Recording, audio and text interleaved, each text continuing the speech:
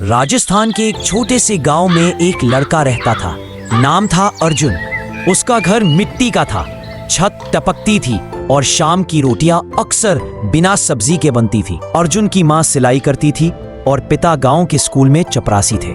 घर में ज्यादा कुछ नहीं था, लेकिन अर्जुन के भीतर एक अलग ही आग थी, कुछ बनने की, कुछ कर दिखाने की। वह हर रोज स्कूल के बाद खेतों में जाता, पिता की मदद करता, फिर रात में लालटेन की रोशनी में पढ़ता। स्कूल में उसका मजाक उड़ाया जाता था क्योंकि उसके पास जूते नहीं थे। कई बार वह खाली पेट स्कूल जाता। एक दिन उसके क्लास के लड़के ने उसकी किताबें छीन ली और जोर से कहा, अबे ये तो चपरासी का बेटा है, अफसर बनने का सपना देख रहा है। पूरी क्लास हंसी। अर्जुन चुपचाप खड़ा रहा। उसने ना जवाब दिया ना गुस्सा किया, बस वो किताबें उठाई और अपने मन में कहा, एक दिन मैं ही तुम्हें पढ़ाऊंगा। गांव के मास्टर जी मिश्रा सर ने अर्जुन की मेहनत देखी। वो जानते थे कि ये लड़का कुछ कर सकता है। एक दिन उन्होंने अर्जुन को बुलाया और कहा, बेटा दुनिया किताबों से नहीं नजरिए से बदली जाती है। मेरे पास ज्यादा नहीं है, लेकिन ये कुछ किताबें हैं, इन्हें रख ले।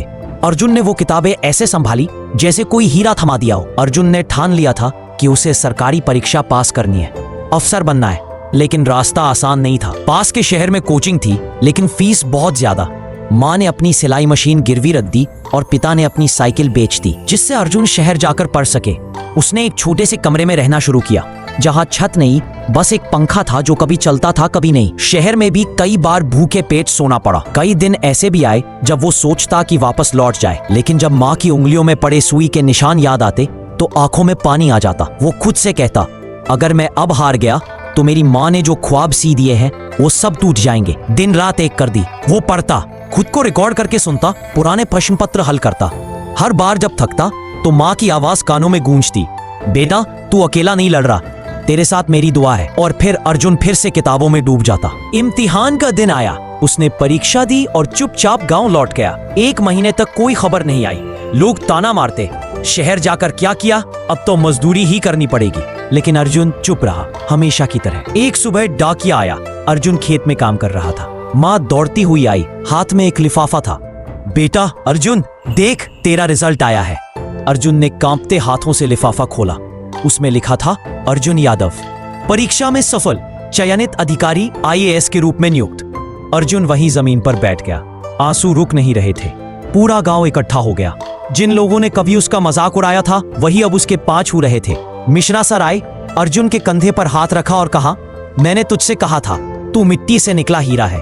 अर्जुन ने उनके पांव छुए और सिर्फ एक बात कही, मैंने कुछ नहीं किया सर, बस माँ की मेहनत को इज्जत दी है। अब अर्जुन गांव का पहला ऐसा अफसर बना जो उसी स्कूल में लौटकर बच्चों को पढ़ाने गया। उसने सबसे पहले उसी लड़के को ढूंढा जिसने कभी किताबें छीनी थी और मुस्कुराकर कहा, चलो अब बैठो, आज मैं पढ़ाऊंगा, तुम सुनोगे। गांव में अब हर बच्चा अर्जुन जैसा बनना चाहता था।